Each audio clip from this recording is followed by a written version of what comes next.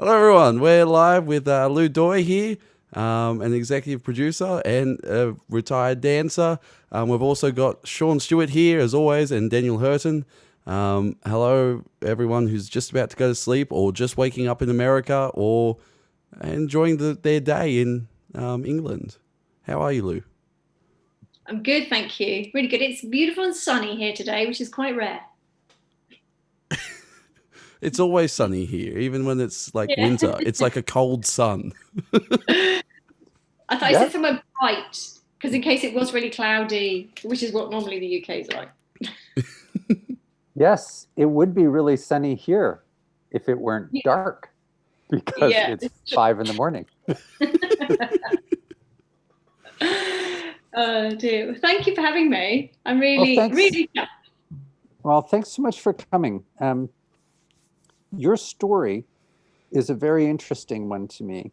And just give people a thumbnail biography, if you don't mind, of where you started and where you are now.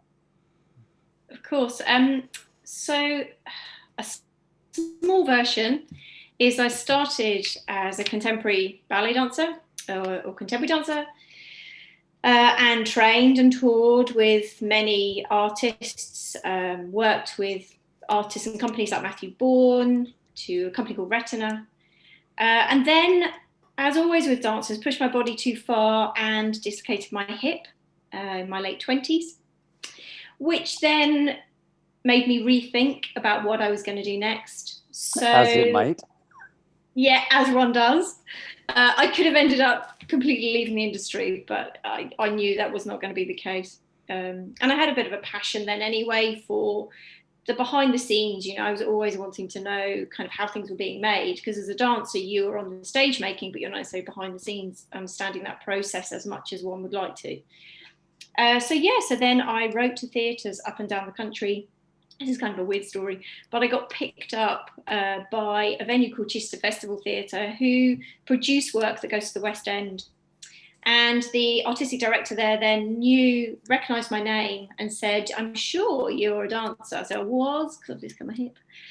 And he said, I'm looking for someone to come on board and help us. So that was the starting point. And then became an artistic director of a venue later on after training as a producer, And now here I am as an executive producer, a good 20 odd years on now, I think, So yeah, it's taken a while to get there, but I had to kind of do an awful lot of learning to get to this point, to really understand it.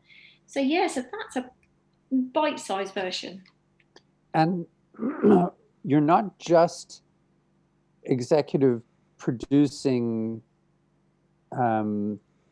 strictly sort of traditional theater or traditional dance. You also, or in fact, have a lot of involvement in new technologies. So the journey that my career took was that after sort of working at Chichester and exec producing touring work for theatre companies and dance companies and raising funding and learning all these things, I was always interested in technology. My father actually worked for IBM, and so always had bits of kit at home, stuff to play with. Spectrum 48K, I remember those days, they were great fun. Cookie was one of my favorite games. And I played my first ever computer game. I had a cousin whose dad worked at IBM. Right. And we played the Star Trek game he had on his home computer in 1976, 77. Yeah. So I had no idea that was going to be a thing, but it was pretty cool. Yeah. So dad's at IBM. Yeah, they were kind of cool, although I didn't think it at the time. I was like, oh, what's all this?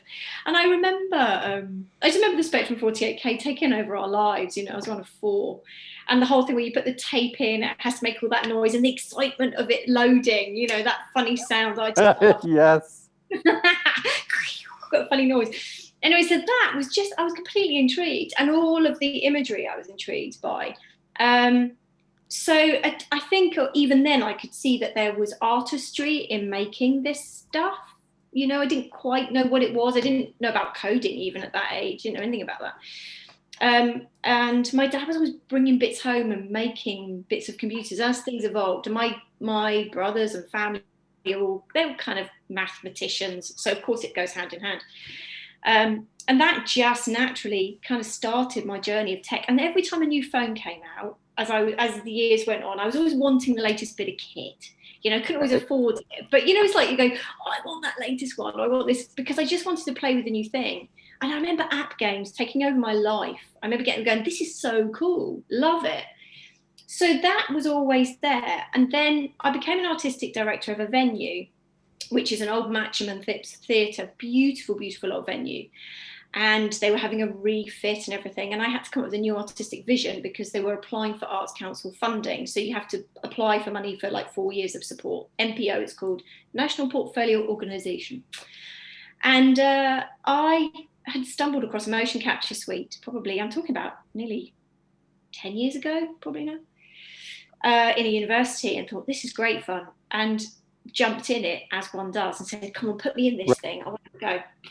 Realised that artists would love it, but artists probably didn't know a lot about it. And when I talk about artists, I talk drummers to, you know, hoofers. I had a great hoofer go in it, or martial arts artists, doesn't matter, anybody that wanted to go and play. And realised then that it's a tool, it's a fun tool. So I created an artistic vision, which was about bringing artists and technologists, creative technologists together to play. And I hate the word play now, but at the time it seemed like the right word. But actually bringing them together to just experiment, innovate, and sometimes almost break the kit to see what you could do. Sounds a terrible thing to say, but how far can you push the boundaries of it? And that led to me creating a 4-year vision and then connecting internationally with artists and makers making work, or starting to make work in this realm. And that really informed the development of that venue. So it got 169% uplift from the Arts Council, which was a substantial amount of money. It's got the third biggest uplift in the country, which is a big thing for a small venue outside of London. And that's how this all started. And so then that journey has continued. You know, I'm not artistic director there anymore, but it continued in a way that I was always looking for the next thing to play with. What's the next bit of kit? What's the next thing to play with? Hence why you and I met via Magic Leap and, you know, RSE. So because I was always hungry and still am hungry for the next thing, the next bit of kit to play with. So yeah, that's what I do now. I don't do traditional theatre anymore, really. It's sort of evolved. My producing roles evolved. One of the reasons that I wanted you to come and talk, similarly to, I also asked Robin and Nell from Marshmallow Laser Views to come talk, just because I think in 30 years, someone will be staging Hedda Gabler, but I think it will be a smaller percentage of the work that's done in theater. And that where you are and where Robin is represent what are probably growth areas. And if I'm coming out of an institution like NIDA and I'm 22, 24, 27, and thinking, what is my future in theater? The fact that you were in a venue outside of London that was picked to get funded, I think is a second order indicator of where the world thinks the next thing is coming from. Yeah, I mean, I agree. I think it's the theatre sector is struggling and has struggled for a long time with audiences outside of the West End. You know, the West End different, and I've worked on West End shows, as you know, that's a very different business model. But I also feel that audiences are evolving. You know, people are coming through with all this technology and wanting different ways to engage. You know, immersive theatre has become big with people like Punch Drunk and stuff like that. But, you know, what's the next level? What's the next stage of that? And when you speak to anybody that has a smartphone, you know, there's so much more you can do with that smartphone to engage take your attention. So the theatre sector is slightly competing, and it shouldn't be. What it should be doing is embracing. So I come from a model of practice where you, I believe that, you know, this is a bit like my dance background. I've always said that a good contemporary dancer keeps an open mind. A great contemporary dancer will challenge the status quo, but an excellent contemporary dancer brings others on the journey with them. And I believe with this technology in theatre, it's the same thing. You just have to nurture the current audiences you have, gently take them on this journey, step-by-step approach, and then allow the new ones to come in and feed it with new ideas, you know? So I'm always hearing about the divide of certain audiences are not going to embrace it, but I think it's about how you look after people on the journey. It's how you encourage them to embrace it. So I was a science fiction author, and so obviously I was expected to be an early user of the internets. My kids do not realize there was an internet before there was a web. They don't know what I even mean by that, but what I was interested in is when my grandmothers, I had a lot of grandmothers, various family reasons. There were a ton of them. And they were all from families with lots of sisters. And the moment that they suddenly discovered the internet was the moment when the first one of them to get on was sharing family gossip, and the others did not know how she was keeping up or where she was getting it from, and they were behind.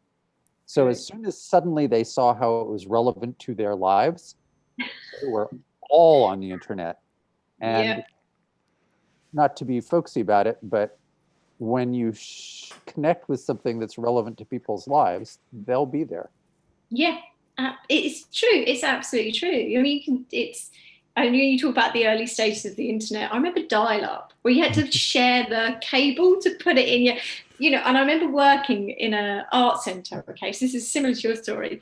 I was working in an art centre that it did an awful lot of work actually in areas of deprivation, and it was a really great place for me to do some work because I really understood how to engage with audiences that don't normally engage in culture. But what I loved about this is I went in there and I had at the time a Sony Vio. I thought, God, I'm really with it. I've got this new Vio. But they were still using dial-up. And I had internet at home. And I was like, wow, the culture sector's really behind. It just didn't have this thing. So everyone was always saying, who's on the internet? Oh, can I have the cable? It was a constant battle about getting the cable to go into dial-up. And I laugh at it now. But the thing is also, because when I had the Vio, it was that moment of going, well, it can do this and that. And they were like, whoa, we've got these old clunky big screens. And all of a sudden, as soon as you open it up to people and show them that actually there's other things you can do with it, or it's quicker or faster or makes your life a bit easier, or that's another way kind of getting people in.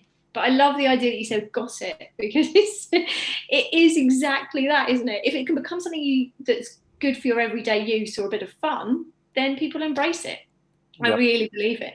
But I do think for theatre makers, so I suppose go back to your earlier question, for theatre makers, performers that are now training and coming out into the industry, it's really important to look at so many different ways of collaborating, multidisciplinary work in whatever way that is.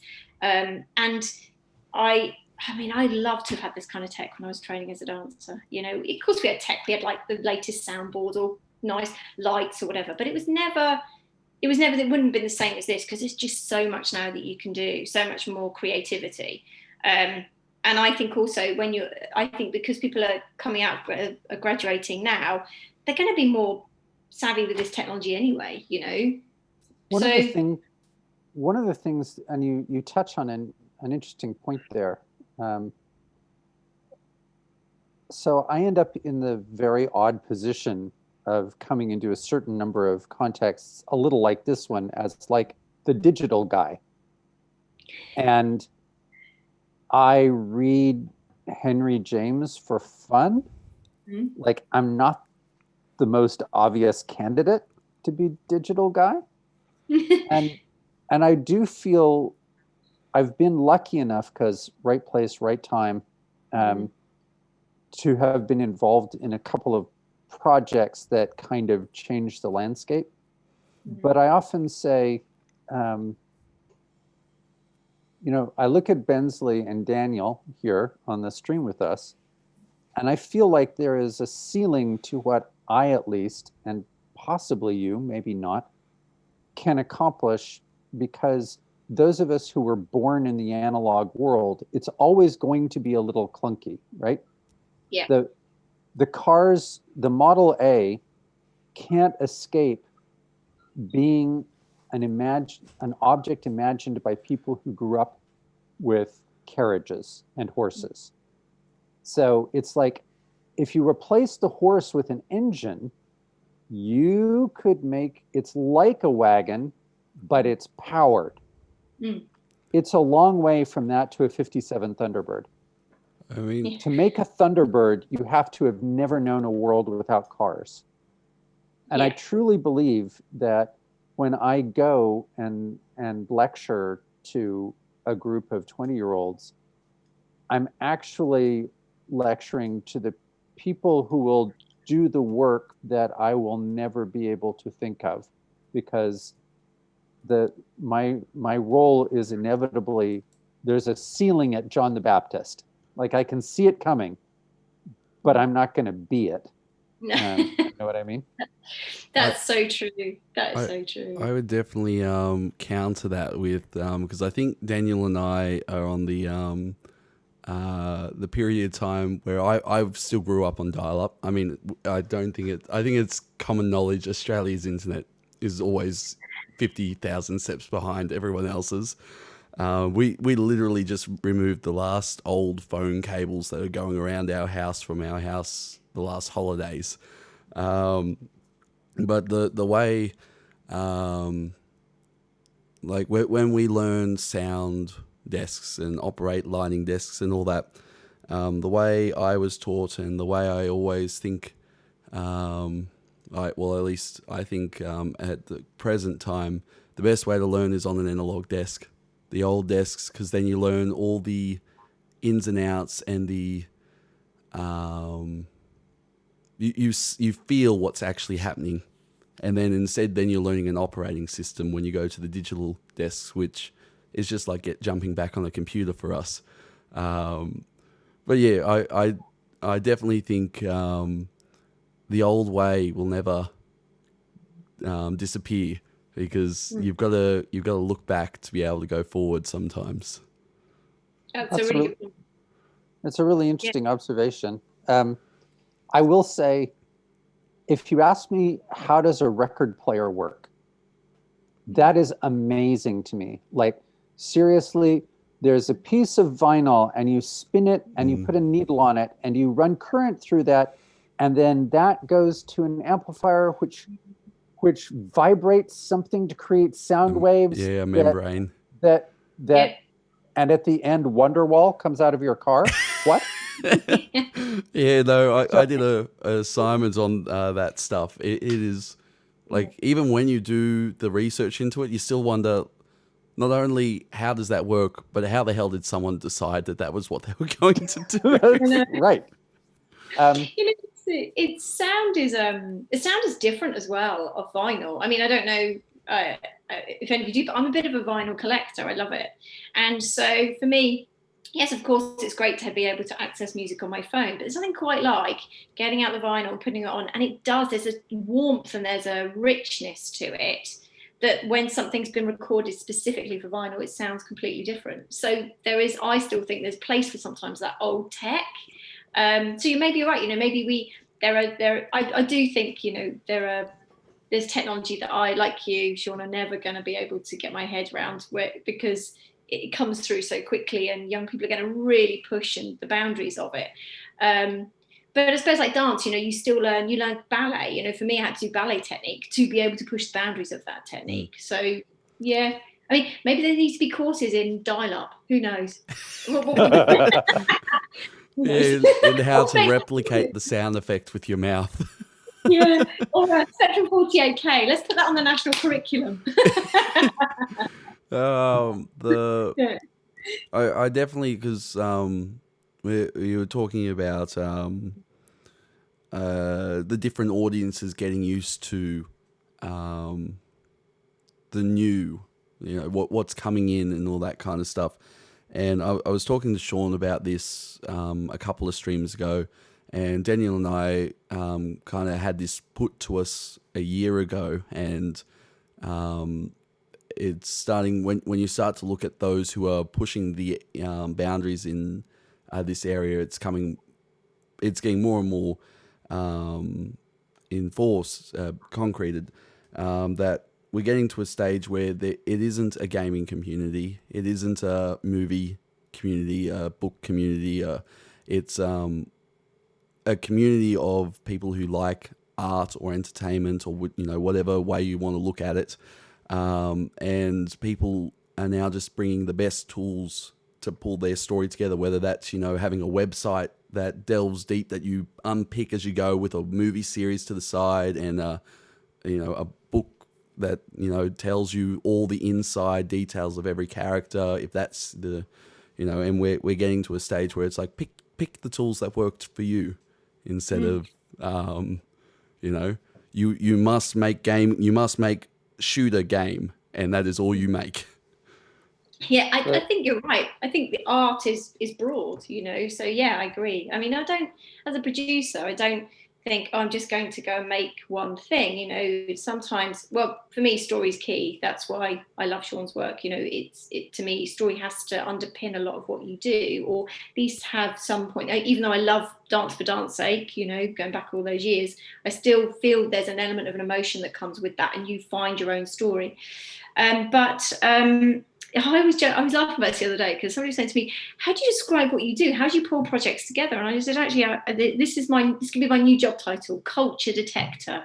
Because actually, it doesn't matter what it is, culture detector, which is taken from, I'll be honest, it's taken from a musician who did a song called Radar Detector, which is Darwin Dees. Loved that tune. That was great. And I was listening to it and I felt, the whole idea of detecting, finding something, that's what it is. So therefore, it doesn't matter what it is. It can be food, it can be anything. Culture and art is so broad. And I really believe, I suppose I always believed in it when I saw Spectrum 48K all those years ago, because the imagery was art to me. It was entertainment. So yeah, I mean, maybe I should go into gaming. Well, I mean, you're as close from what the summary and what I've read up. You're as close to gaming as you're ever going to get. You just you're one push away. Yeah, I know. And of course the sort of gate between us, right? At the RSC was Graham Devine, who was working at Magic Leap when we met. But Graham was programming the games you were looking at in 1985, because he started out as a 17-year-old making games for Atari. He was also the head of games at Apple when you first got your iPhone and were first discovering app games. Right? So he's been that guy all the way along, sort of as the midpoint between you and me, as it were. Yeah. He's the kind of the artist. He's the artist between the two of us in his place. Yeah. Absolutely. I mean, it's the difference between you and me and Graham is that you and I, when we come up with our next idea for a cool AR thing, will not go away for a week and say, okay, we needed a new slam algorithm, so I wrote one. I know. And all the different types of coding. So it's just like, I've never known anyone that can do it C++ or whatever else. It's just so much coding knowledge, like speaking so many different languages, So, but then maybe he would say that about us, especially with you, with being a writer and all the knowledge you have about story making and things like that. And I don't know, man. It's the same 26 letters everybody else knows. There isn't a secret letter between M and N that only I have access to. That I would do an apprenticeship to use. I would certainly say the same thing about coding. I'm currently doing a research project based around how coding can push forward the industry and help solve problems on a lower level instead of like the high level, more of the independent industry, home coding and all that kind of stuff. And I'm no coder. I'm a self-taught, and I go by trial and error. But my theory is, and so far I haven't found it incorrect, is once you kind of learn the ins and outs of coding, like just you're asking basic questions over and over again. It's more just like learning the syntax. You know, what way do I ask it this time? So yeah, to learn all the languages and know it, like what every single bit of code does, that's beyond me. That's someone who actually wants to study it.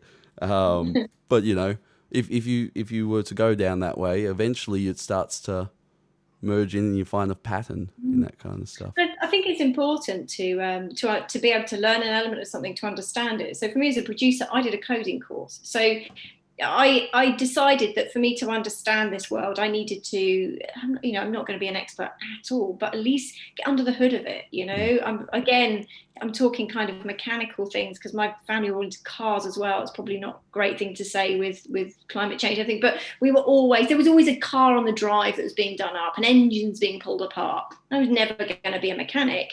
But being able to understand how to take parts of the engine apart or be able to do an oil change, it sounds crazy. You have to kind of get a bit of knowledge.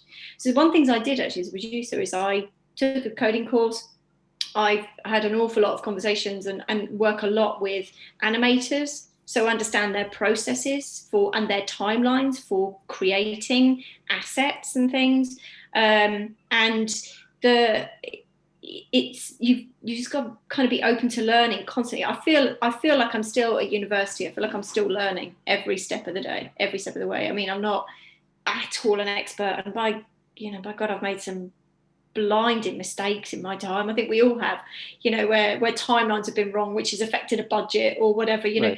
Right. There's been mistakes, there's life, and there's been some projects that have not been good because they're not all great. But that's what innovation's about. Innovation is about, for me, is about, as much as it's about success, it's also about failure. So yeah, so I think learning your coding is a really good step to take, actually. Because now I'm going, how can that mix with your sound stuff? You know, my head's thinking, that's quite interesting. It's quite an interesting kind of combination as a discipline, the two together.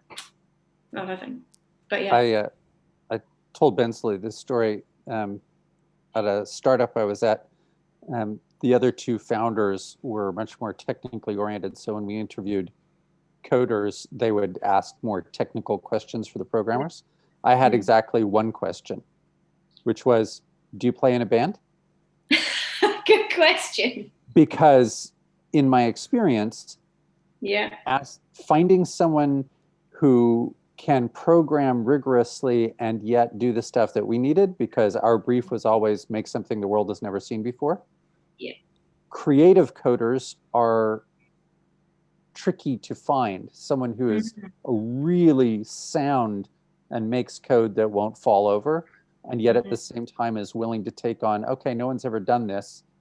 Yeah. And as it happens, I've never had I've worked with a bunch of great coders, and never yet have I had one who wasn't also in a band. Like as a lead creative coder, there was one guy who was a painter, but music is that Venn diagram where logic and creativity meet. Yeah. For some reason. It is, and it's that open-mindedness that you talk about, you know, that we all talk about, because if you're going to do something that's innovative, the team and everybody on it has to be open-minded enough to take some of those challenges and challenge the status quo a little bit to make the work. Yep. And that comes from, like you say, that does come from, well, musicians do that when they jam and they collaborate. There's an element of code in the notes, whatever they're playing, or, you know, training, but then sometimes you have to break the formula to be able to shift it. So it is, I can see that similarity, definitely. And I suppose we're working with quite a lot of musicians now. I mean, I've a lot of musicians that I speak to about all this, they're really interested, are just not so sure how to access it. One artist I did work with, a woman called BT Wolf, who did a lot of work with Apple. She worked for Nokia Bell Labs. She came to the theatre that I was running at the time, and she was really behind the drive of the vision. And BT's really pushed the boundaries of sound and music in a way that shifted it slightly towards more the technical side of things. You know, and she's had coat made that made all these sounds and all sorts of things. She's always wanting to find the next. Do you know what I mean? She's kind of bar. But Yeah.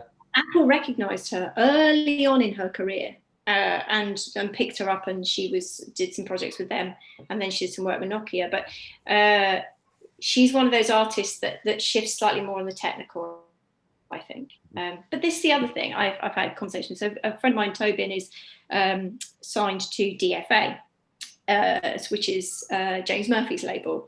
And we talk an awful lot about that recording process that artists have. One of them that I think I'm really interested in is just about how they use old kit to make new sound. And I introduced him to mixed reality. And the first thing he said to me is, I can't do anything with this until I really know what it does, until I actually, again, like I talked about, get under the hood of it to know it.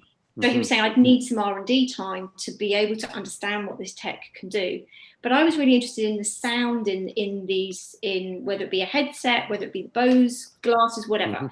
I was interested in the sound quality and how you could record specifically, or do we need to challenge actually the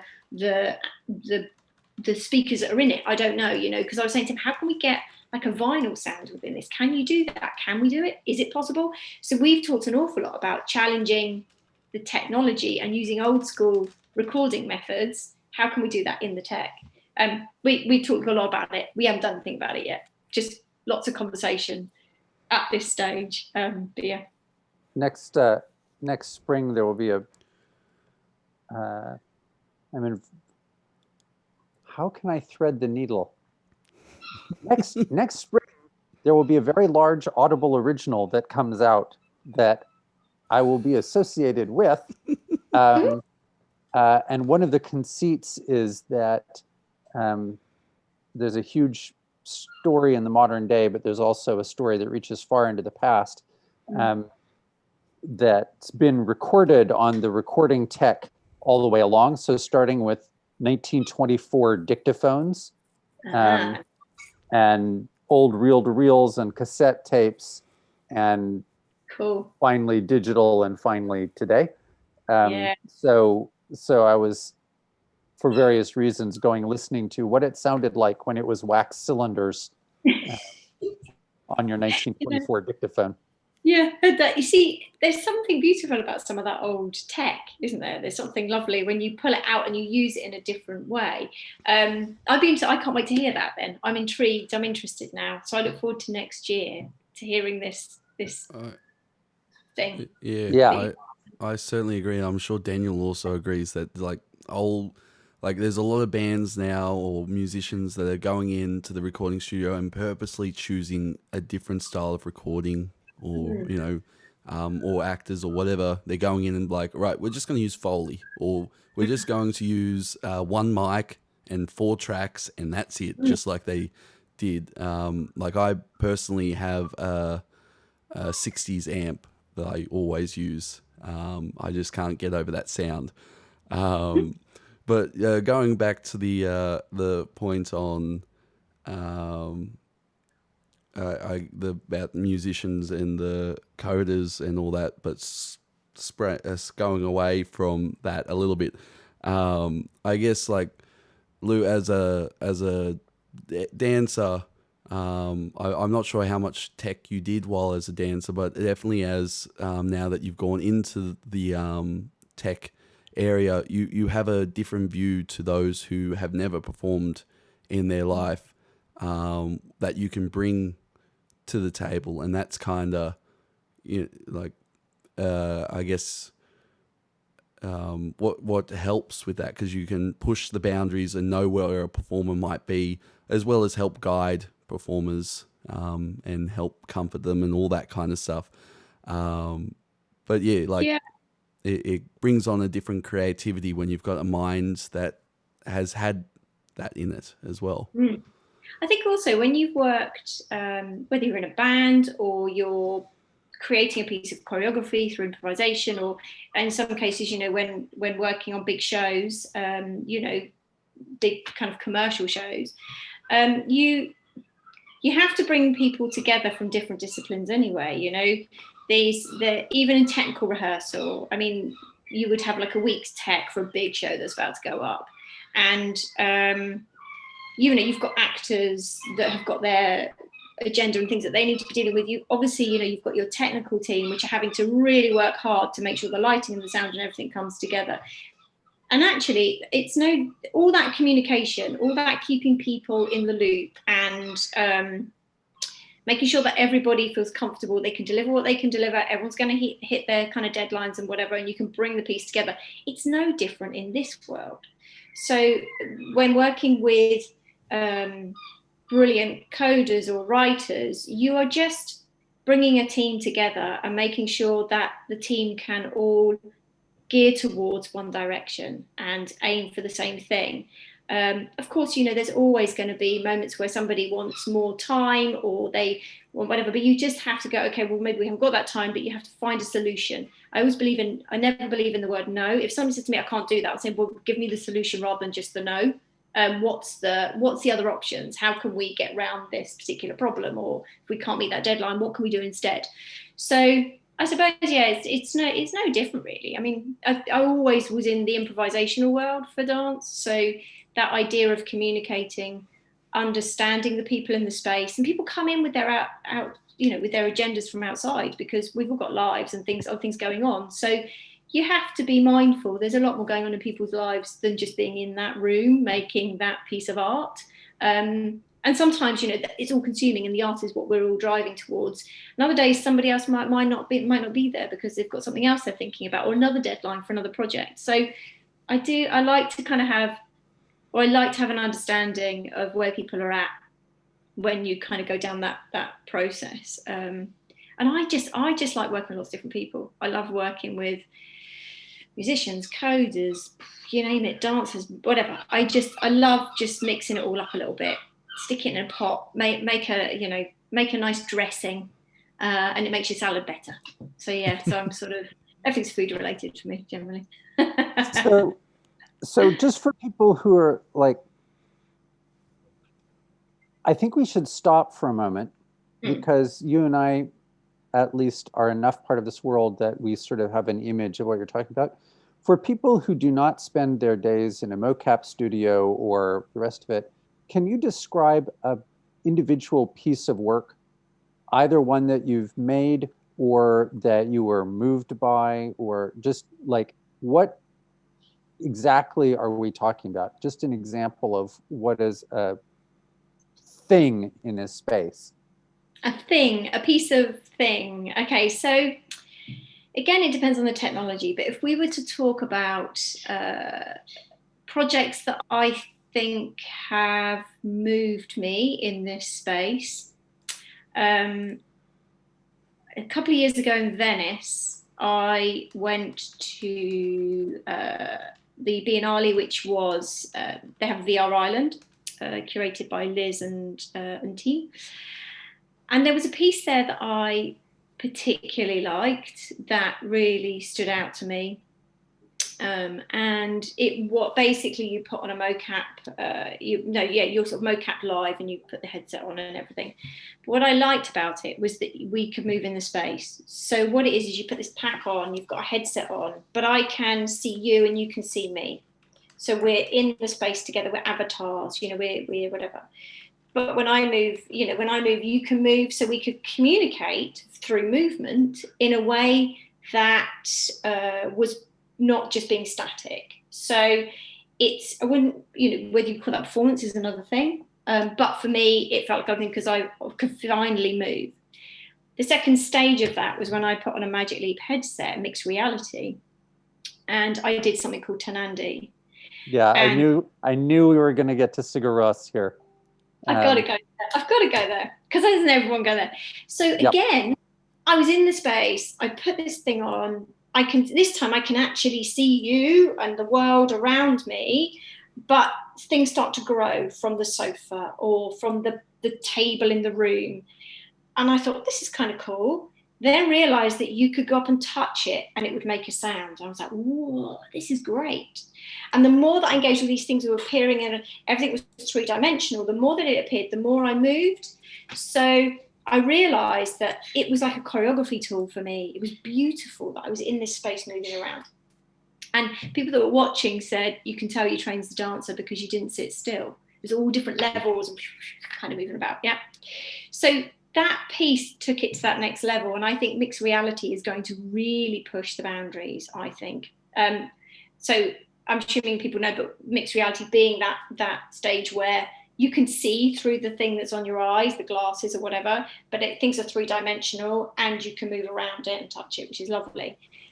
I think, but a lot of people are used to augmented reality, which is like your Pokemon Go, aren't they? You know, that's what most people will have on their phones. So there's kind of a lot that's coming out in that world, which I think is a step change into the mix.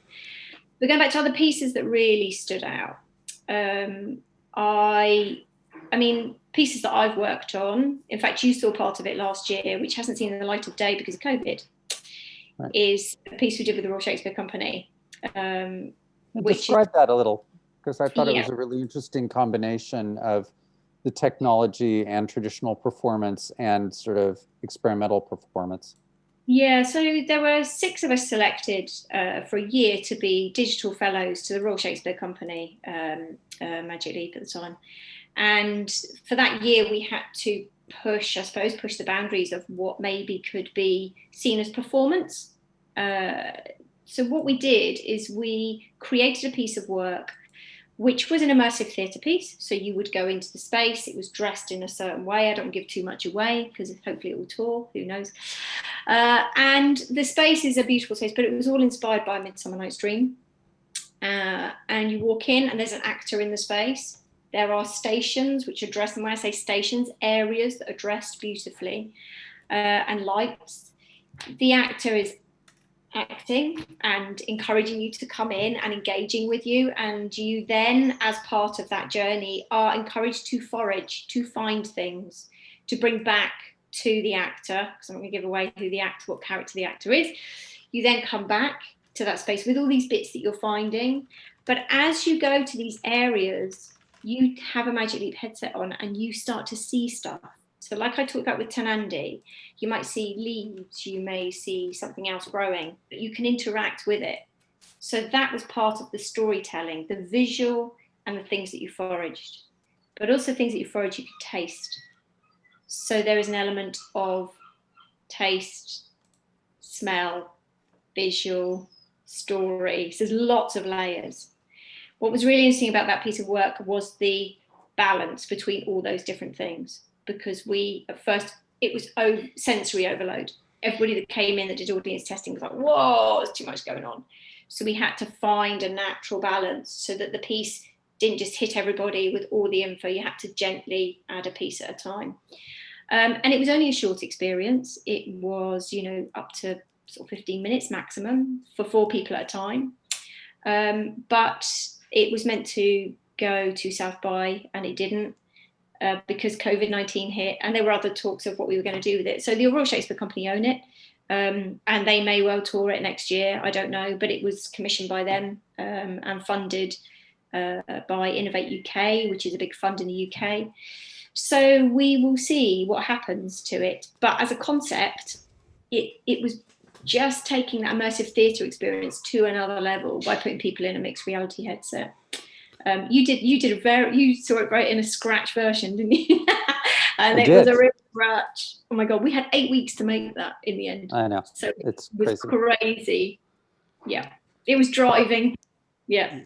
But it was also beautiful, and you could really see the potential to make something evocative and eerie and personal.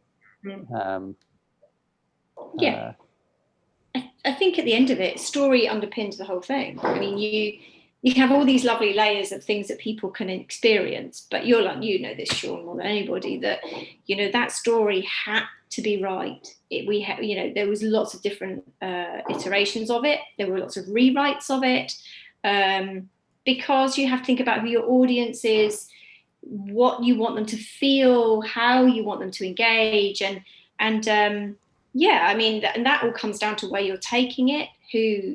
What are you taking it to a festival, or is it going to a theatre festival that's got Chekhov? Who knows? You've got to really think about, maybe this is the next thing for Chekhov. Maybe, who knows? Maybe this is the way that it needs to go to bring Chekhov back to the masses, or I don't know, a bit of Stephen Burkoff or something. I don't know, but I do. You look out the window of your flat in Bristol, and there you see a cherry orchard. Yeah, exactly. Exactly. You see? Yeah, I do think there's a huge debate about the onboarding and offboarding of people that you put in the headset. So onboarding, putting it on, taking it off, and how do you manage that in a theatre environment? If eventually we get to have people going into glasses like these sorts of glasses to add another layer to performance, they have to be easy. They have to be something like, you remember the old opera glasses, you put your money in and you get a little pair of opera glasses. You don't know if they still do those. I've not seen them for years, but you used to get them at the Royal Opera House and stuff. You put your 20p in and out they come. I didn't spend a lot of time in the opera house growing up, but I did 3D glasses at the movies. So. Oh, same thing. I have to say, I say that as if I went to the opera all the time. I didn't. When I was a student, I used to get really cheap tickets. And I knew somebody that was a family member that was a member of the Royal Opera House, so always had tickets going. So that's how come I got. I couldn't really afford them a lot. But being dance and ballet, of course, I would go. But I do. You can get cheap tickets now. I go and see Wayne McGregor triple bill, and I can get those quite a good price actually when we're not in COVID-19. But going back to your point about the cinema and 3D glasses, I mean that's what it's got to get to, I think, before bigger scale theatre can embrace that kind of technology. I think it's. Right now it's got to be this, right? Yeah, it's got to be the thing that everybody's got. Yeah, it's got to be this or this. It's got to be every bit of a mix. I definitely think in opera there's a room. We go to a festival each year. Our course in particular each year. The second years or the first years go. As a part of our course, and we watch like 40 shows in the space of 10 days or something like that. It is gruelingly tough, but it's, the most theatre you'll ever get and variety and all that. It's a fringe festival / an actual full-fledged festival. And we watched a lot of opera. That was my first experience with, watching opera. I've heard opera, but I haven't seen opera, and of course I can't speak Latin. I know they're in Latin normally, and Italian, but or some sort of form, and there's the subtitles. They're always in a weird spot, and you're trying to look up and down or wherever. And I was just sitting there. I'm just like, you know what? If I just had a pair of 3D glasses or, that kind of thing, and it just stuck the lines below whatever actor it was, and then did that. So it's part of my research project as well that I'm looking into. It was like, but so I knew who's actually saying what line when they're singing over each other. And I don't have to look away, and I can take in the overall thing and enjoy it without trying to translate, because it's just tiring. No, it is, and I think that's where it's got to get to before people will embrace it more, because you can go and get audio description now. That's kind of a normal thing that most venues have, not just in I'm sure it's the same in America, but you've got them in venues all across the country in the UK. Or you can now do a deal where you can hire it in, you can do it like a shared hire thing. So when I used to manage a venue, all this sort of stuff you had to think about, which affected your budgets, la la la la la. So it's really easy access to audio description. So eventually when this becomes something else or whatever it becomes, then you could probably look at some sort of hiring system. People can share it between venues. That's what we did with the audio description. We did a deal. So I think it's going to get there. It's going to get there quite quickly. But then as soon as it becomes a tool like that, then you start going, well, then it can become a creative thing. I think the innovation at the moment tends to be with the smaller companies. So the RSC is not a smaller company, and they are pushing the boundaries, as Sean and I know. But tends to be at the moment, I'm finding, and I don't know, Sean, you may think differently, it tends to be kind of, the innovation is not necessarily with the big, huge producing houses. Is it the same? Is that, would you say the same in the States and in Australia? Oh, sure. I mean, here, like, if you, this is Silicon Valley 101. If you're making money now, you don't change because you're making money now. If you're trying to find, if you're scrapping, if you for some reason you have to change, then you change. But people will never, only people who are starting out and want to do a new thing, or older organizations that view themselves in crisis, usually change. It's very unusual that the RSC would be willing to try to get ahead of the curve. It's very much the same in Australia. We have a weird funding system where there's the top tier, which is like our Sydney Opera House and things like that, that are always government funded. And a lot of people would argue that they get quite lazy because they've just got that whole, they've got that there, they can put on their same repertoire, that kind of thing. And then while everyone else below has to apply every year, every 3 years, depending on which tier they end up in. So they've got to be strategic with their money. They've got to be creative. Otherwise, they won't get the money next year because they don't, if it's not what the government wants to see, or the people want to see or whatever, then they don't get as much funding. So they've got to be creative and all that. I found it surprising how much the RSC pushes that boundary. Like when they've got the funding, they could just sit there. It's not going anywhere, as far as I know.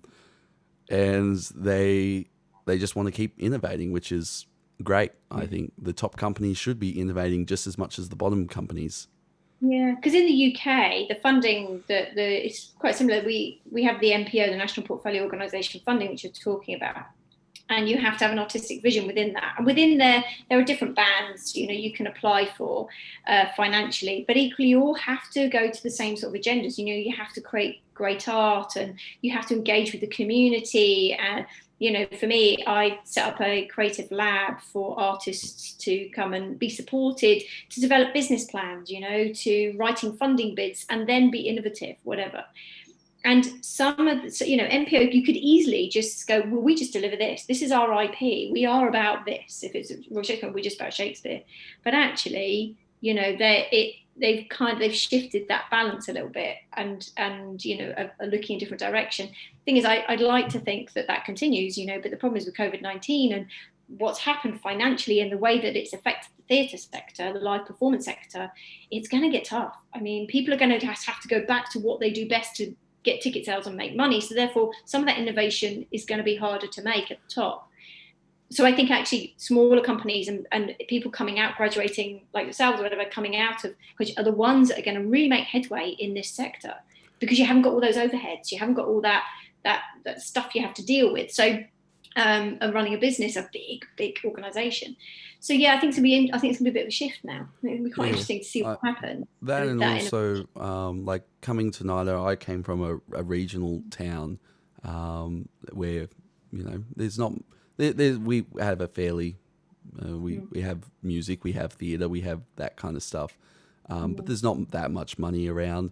You don't have that much bigger gear, and like as you go up the levels and you see kind of the more money they have, it's not that everyone's like this, but it tends, sometimes they lose a bit of creativity on it. I find the restrictions of lower money means you have to be more creative on what you do and innovative, and it pushes your boundaries further. And sometimes that can be the most exciting work. I think also you can ride the wave quicker and sooner. So one of the things that put me on the map on a project that I did, that there was a funding call came out in the UK called CannesXR. It was funded by Arts Council England. And so the piece that I was telling you about earlier, which was a motion capture live performance piece, Fatherland XR, that we applied for and got the money. And it was the first round that fund had ever come out. Some people weren't even aware of it. there are artists going, what's this? Technology and artists? So I don't know what that's about. So because we were able to kind of jump on it quickly, we then were able to kind of push that boundary. That piece of work is, a little piece of work as standalone. It's not a huge amount, and it did take some extra money to take it further. So we applied for Innovate UK, and we got further money from CannesXR, and support from University of Portsmouth, who gave substantial amount of support towards it.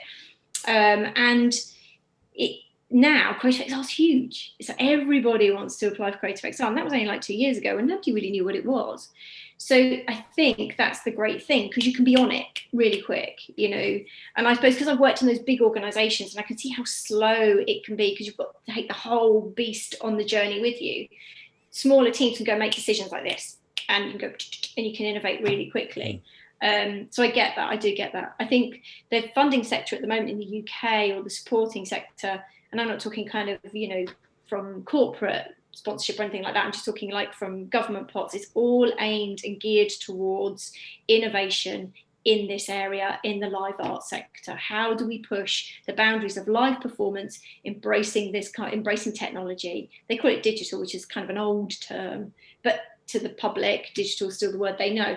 So it's, really, we in the UK tend to use the term XR sector, but it's an industry that is starting to grow, and I think any creative coming into it now is a really good time to come into it, because I think we're going to see some substantial changes in live performance. Have any of you seen the Tempest by the Under? It's the VR piece. I have not, because I'm working on a show, but I'm curious. Yeah, so that's quite a storm. I mean, a lot of people love it. It's come out. It's it's the Tempest, but it's in virtual reality. So they've hit the right time. I think when it came to releasing that, great release time. They could have released it months later or even earlier, and I don't think the public would have taken to it. But it's having quite a lot. It's a lot of momentum growing towards it. So it's good. So, release time is very critical when it comes to things like this. Yeah. Like a film, it's different. As a guy who's been ahead of the curve for a long time, try not to do that.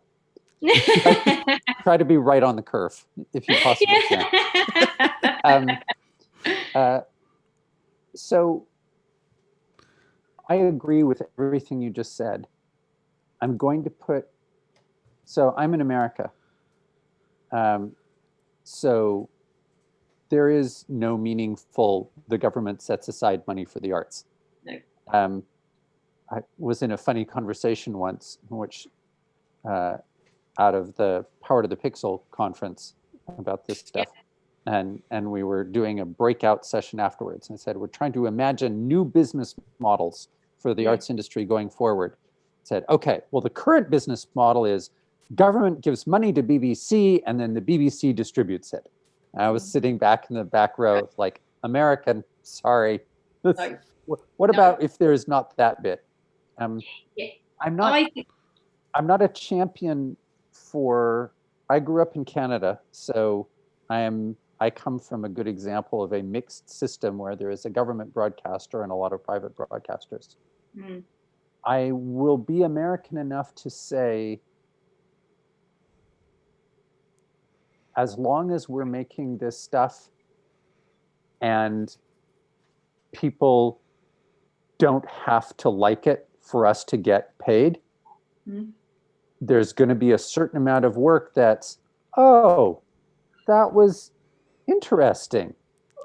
And like, if you work in the XR field, right, you see 93% of what you see is, oh, I can understand how that might someday be something good. But right now it's an experiment. And I do think that it's like, so I will not to do product placement, but I was working as you were with the RSC on a project, and COVID, and NIDA reached out, and I woke up with an idea for, oh, this might be the only performable play in the world. Someone should write that. Because on the side, I do think one of the effects of COVID will be yes, you're right, more conservative people, as soon as they can get back in the theaters, will just be able to do what they do to get money. But I also think that that will doom them in the long run. I think the world after COVID is going to make a little, the theory of punctate evolution. Things do not gradually change. Things go zzz, zzz. Yeah. And I think we're at one of those moments that on the other side of this, just dramatically more performance will happen online. It's just going to, for a whole bunch of economic and social reasons.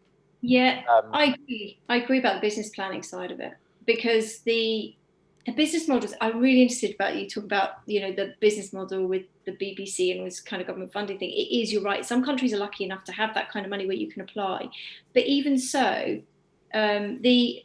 so I do an awful lot of work with fundraisers, as you would in the sector, and have to raise a certain amount of money myself anyway.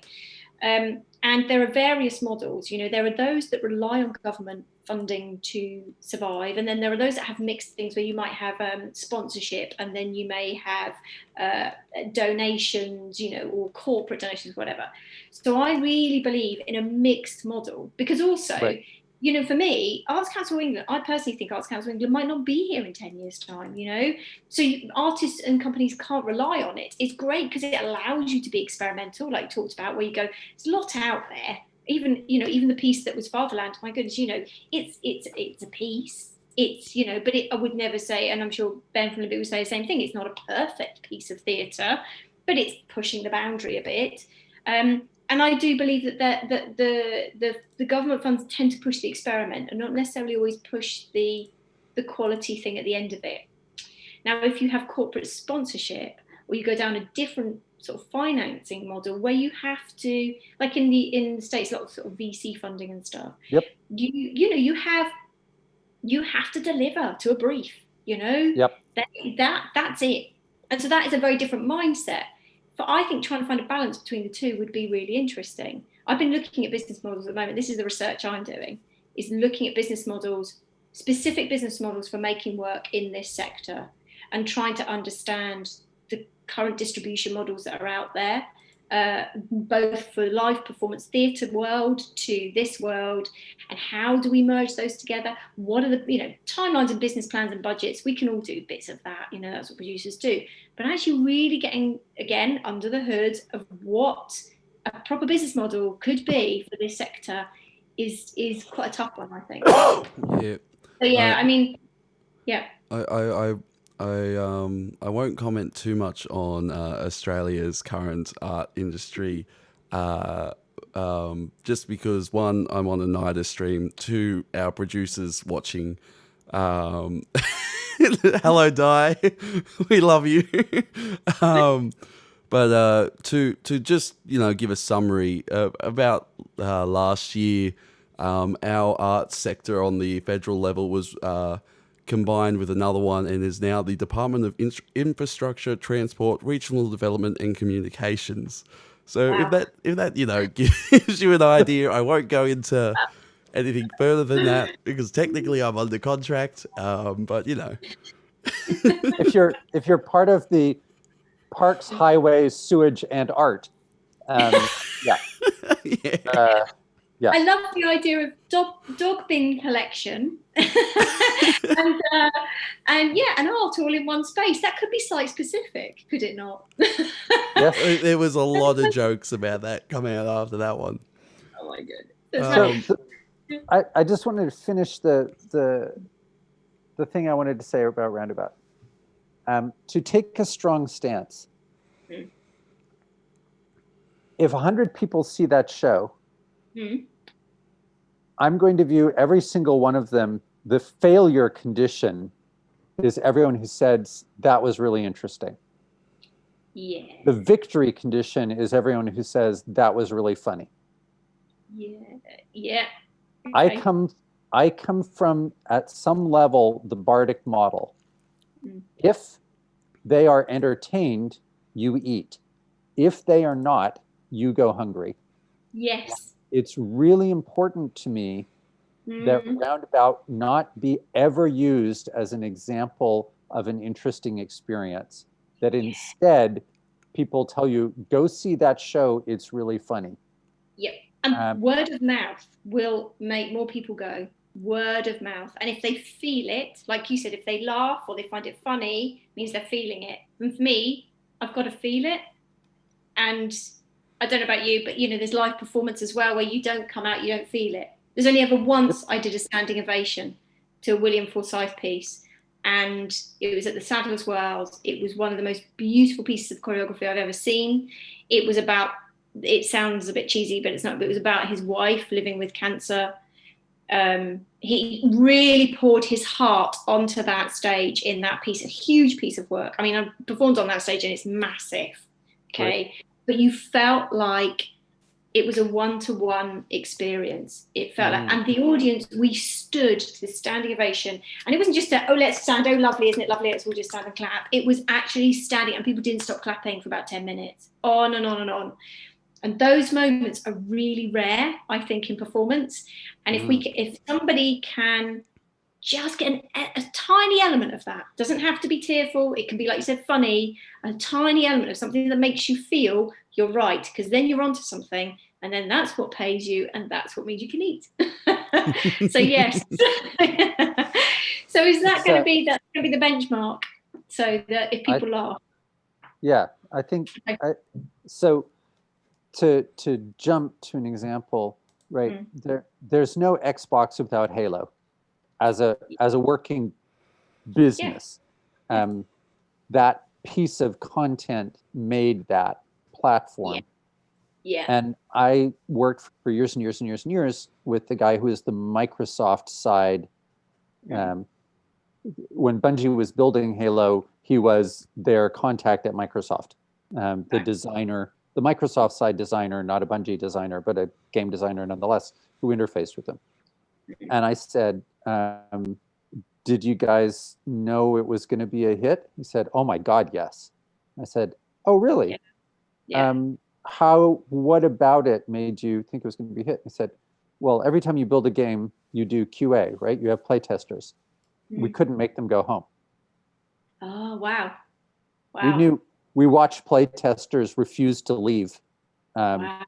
So, like, I've made my living for 20 years in this sort of new media space, and I am hugely supportive of all the people doing work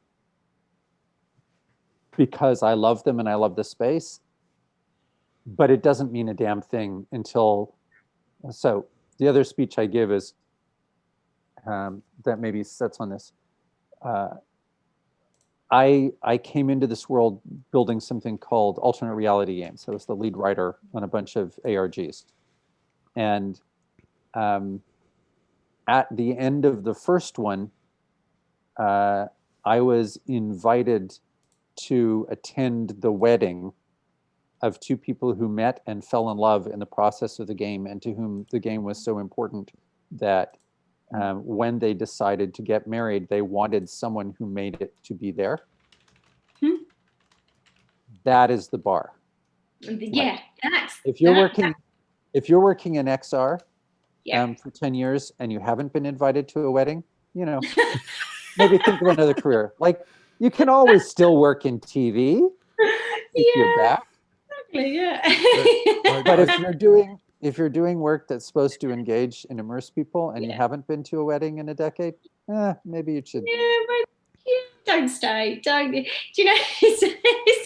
I love the bar of the wedding. It's funny, you took me right back to pieces of work I worked with. I made all sorts of theatre, but one piece was a promenade piece that was at Goodwood, actually, which is a famous racetrack. So it was on the site of Rolls-Royce with their new factory. And we made this promenade piece of Toad of Total madness in the UK with rain. Not a good idea, but hey. Weather contingency plan in the showroom, not a brilliant idea. Yeah. When you're worried about the punters, the audience, walking past very expensive Rolls Royces, not great. Anyway, but what it took me back to is that actually people that worked on it with me met in theatre. I mean, we met on a piece that they met and they married and they've got 2 children, and my partner's taught their son to drum and all sorts of things. But actually, you know, it takes me right back to sometimes there's those pieces of theatre that you make, or those pieces of work that you make that everybody feels a part of. They're passionate about it because they're feeling it. They're feeling what that performance is going to be. And yeah, this couple had worked on a piece, that one and many other ones with me. And it kind of stays with you when people meet, and that is really part of their world, you know. And then there are those moments where you see pieces of work where you go, oh God, you really think it's going to be something great. And then you go, this is terrible piece of work, you know. I also worked on, I worked with Michael Pennington on a piece of work with Kim Cattrall. And I had to be like a personal movement coach. And at the time I was like, this is going to be amazing. Putting those two together, it just didn't gel. It was a real shame because, you know, they both come with their own expertise, and I was there to try and support Michael in his movement at the time for the role. And yeah, everything felt like all the right bits were together. The jigsaw puzzle, it came together, but it just didn't really get there. But then, you know, and then there was Singing in the Rain. I remember seeing the first went into the technical rehearsal.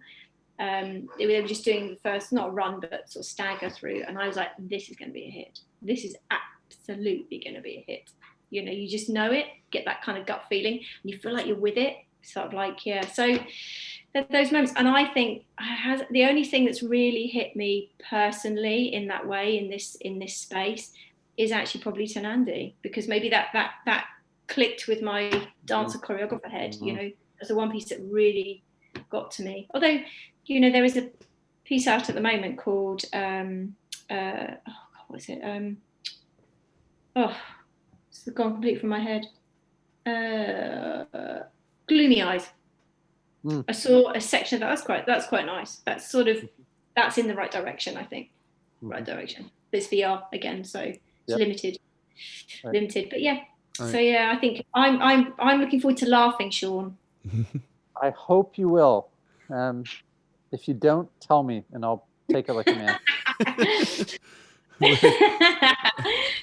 We'll find someone, we'll blame it on them, and we'll... Because it is, well, yes, it is the art. So actually what we will do is claim victory, whether or not it was good, and then privately blame everything on something. Yeah, on me. Let's do it. Let's do it on me. I can take it. That's really Bensley's role. It is my role. My role is to take the blame. Wow. I do have a question about VR, AR, and MR. Obviously, the one everyone's probably experienced, at least that has a smartphone, is augmented reality. It's kind of everywhere at this stage. The next one people may have experienced is VR, because you can strap your phone to your head, or if you're into like gaming, you might have an Oculus or like the PlayStation version or a Vive, or something like that. I've never seen mixed reality, and then I guess that's because like I looked at the Leap, which Sean's always talking about.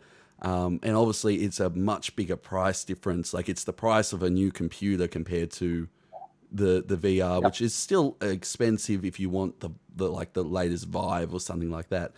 My question is, in Australia, it might be different in America, in UK.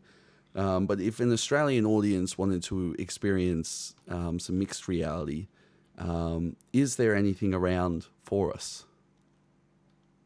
Beyond the Magic Leap. I mean, you're right. I think performance-wise as well, in terms of like any are you bringing anything over to us, or well, obviously maybe post or pre-COVID? I may have looked at bringing over this piece that's been put on the shelf because of COVID. That was because we'd found a tourable model for it. So you'll laugh at this, but I'd found a way of putting the set into suitcases. Can you bloody believe it? So I had to find a tourable model as well as an affordable thing that could get enough people through it, so so that was meant to be a piece that would have probably headed more in your direction, but we've just had to put that on hold. I think in terms of live performance with mixed reality in Australia, I mean, there's nothing that I'm aware of at the moment. I could be wrong. I'm not so sure, although there are some really big sort of drivers of AI and stuff, and there are some centres in Australia that I know that the RSC have connections with, and I think they're attached to universities actually. There's also the Google Creative Labs is out of Sydney. Yeah, that's true. Yeah, so there will be bits, but I don't know if there's anything touring at the moment or anything specifically that I've seen. Not at the moment. The thing that you're waiting on, Bensley, is sometime maybe next spring. The penny that everyone is waiting for is that Apple will introduce MR capable glasses with a glasses form factor and a price point maybe somewhere around $400. And that's the moment at which the world will begin to shift. Right now, the closest analogy is probably a product called Nreal, currently in litigation with Magic Leap. I was going to say that's the one I thought of. So under the heading of, no, but seriously, they really do some intellectual property theft over there in China. So an engineer who worked for Magic Leap went back to China and built a lightweight piece of MR tech called Nreal. And Magic Leap, took them to court and said, you just copied all our stuff. And Nreal said, no, we totally didn't copy all your stuff. This is different stuff. And indeed, the Nreal is much lighter form factor and much lower price point. But Magic Leap said, my dudes, not only do you have our tech specs from one of our engineers, your brochure you put out is in the custom font we had built for our PR material. Like, I don't know how dumb you have to be to use our custom font, but... Yeah, I know, because I've not tried that product. I have to say, I do know somebody that has. And what I can see from online, and don't quote me because I've not actually experienced it. It doesn't look like the quality of the assets that's in it that you see is the same. No, and so it's not. It's not the same. But the price point matters, right? Like the difference between the cost of a game console and the cost of a used car is. It's a difference.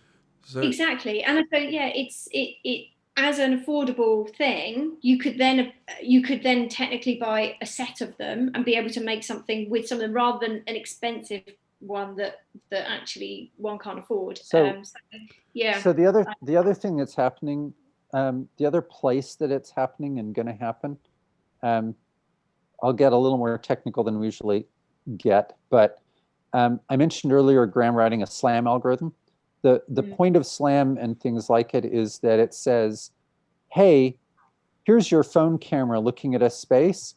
Now we're going to math out where you are standing in that space so that virtual objects will appear to stay in one location even when you move around, and you will see them, like you'll see the backside of it if you walk around the back. So that extra bit of math that isn't in Pokemon Go just lays it over the thing. The SLAM is what positions you there.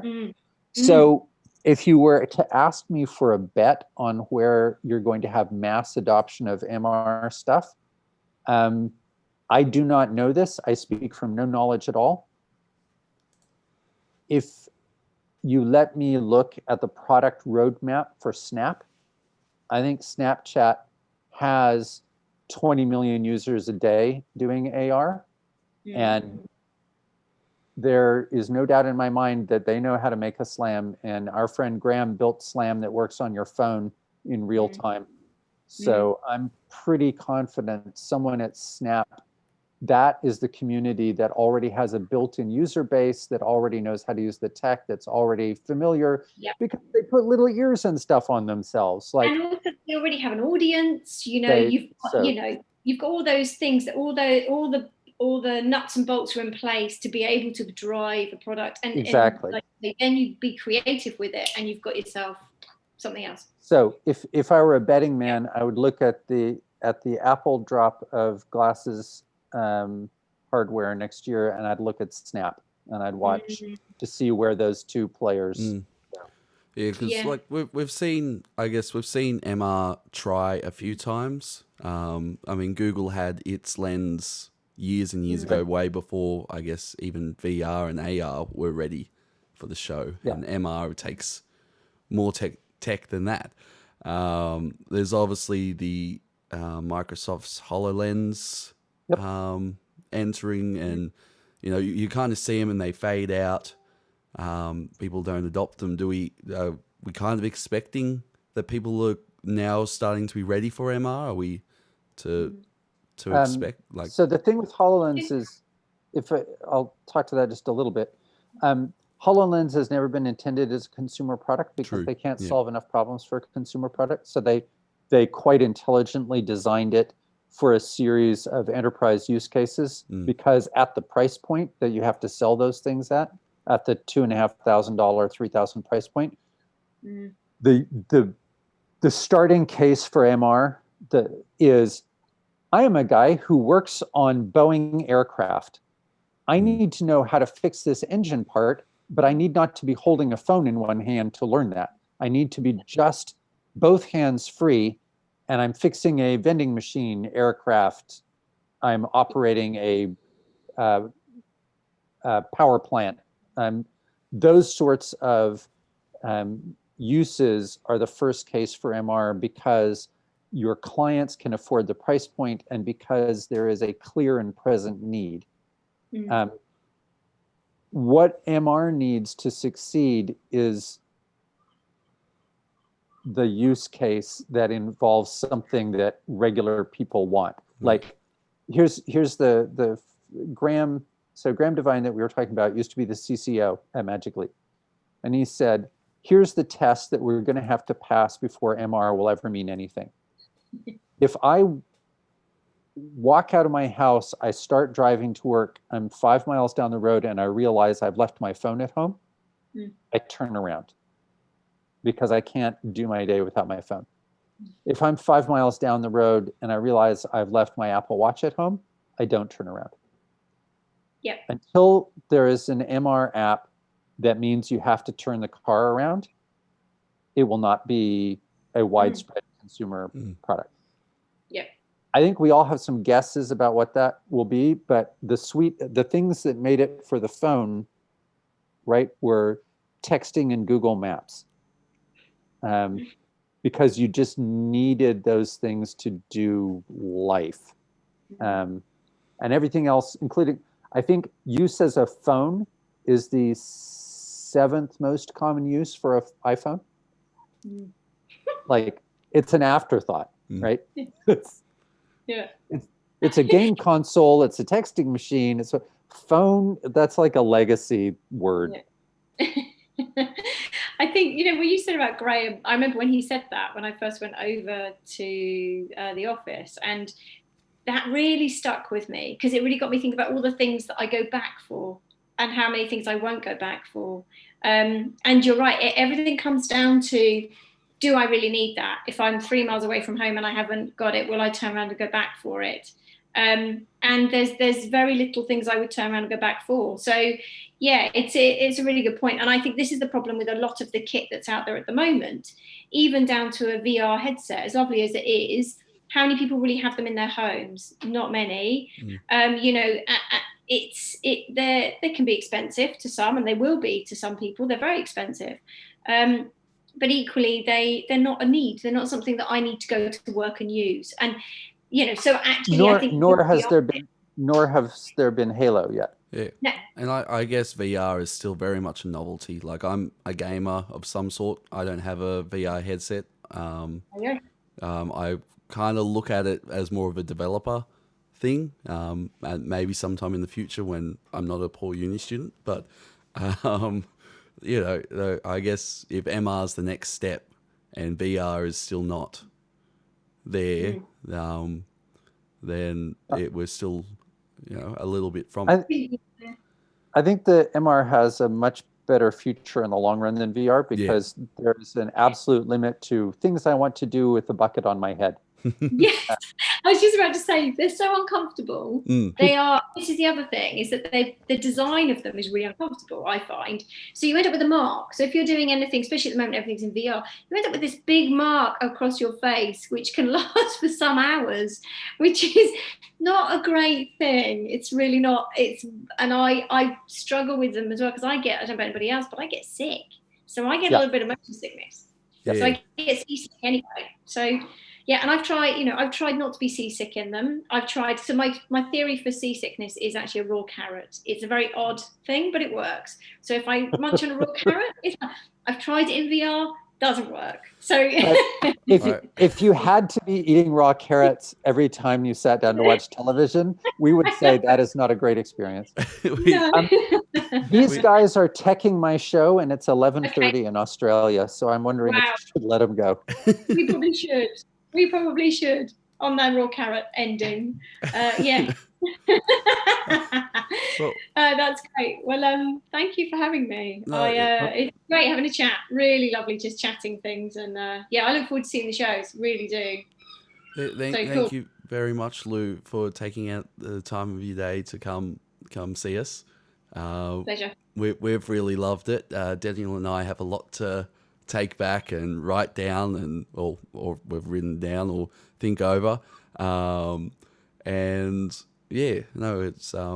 It's great getting some insight of where the industry's going, and where we might end up.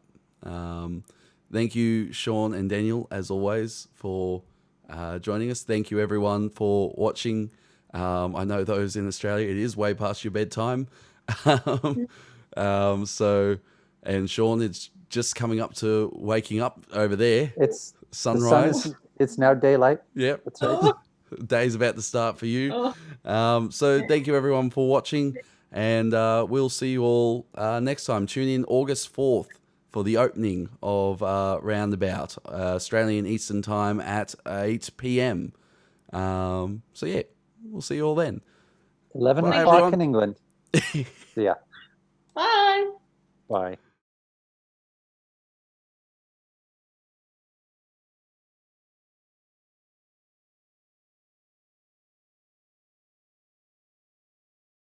And do it one more time for me. Oh, I take my jumper off. It's not helping. Omega switch pat. Install.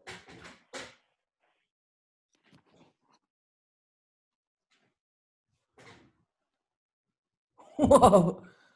I'm Sam. Sam. Sam. Whoa, dude, I'm in her yurt. No. No, no, no. I'm in her everything. Good. This is art right here. The thing is, it's not no. It's not no. It's now. Anyway, there were these people there watching us. And they were, watching the stream and talking about us. No. Are you sure they said that, or is that just something you wanted to get off your chest? NAOU. Okay, well, that's a bit rude. No, oh hell. I'm packed. That's pretty good, right? That's the best thing I've ever seen you do, Lee. That was great. Anyway, there were these people there watching us. And they were, watching the stream and talking about us. What did they say? Oh, dude, just like